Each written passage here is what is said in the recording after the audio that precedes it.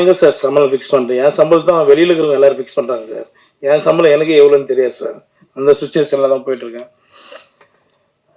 நீங்கள் சொன்ன மாதிரி நாங்கள் எல்லாம் சம்பளம் கம் பண்ணுறோம் சார். நீங்களே அனுப்புங்க சார், யார் ஒன்றாலும் அனுப்புங்க, நல்ல கதை கிட்ட அனுப்புங்க.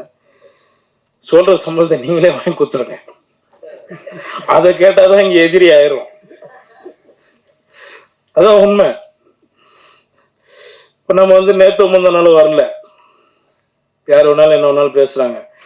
என் அசிஸ்டண்ட்டு என்கிட்ட ஒரு 3-4 வருஷம் ஒர்க் பண்ண ஒரு தம்பி ஒருத்தன் ஹீரோவை பண்ண போகிறேன்னு சொன்னான். ரொம்ப நல்ல விஷயம் தான், போய் பண்ணுறா போட அப்படின்னா. ஆனால் அதில் 2 நாள் ஒர்க் பண்ணலாம்ண்ணா, நீங்கள் எனக்கு ஒரு வாய்ப்பு கொடுத்தீங்கன்னா அது நல்லா இருக்குண்ணா அப்படின்னா. சரி ஓகேடா, நான் எவ்வளோ பேர் போகிறோம் வாடா அப்படின்னு சொல்லி பண்ணேன். அந்த படத்துக்கு தான் நான் 7 லட்சம் கட்ட 8 லட்சம் கட்டுனாங்க.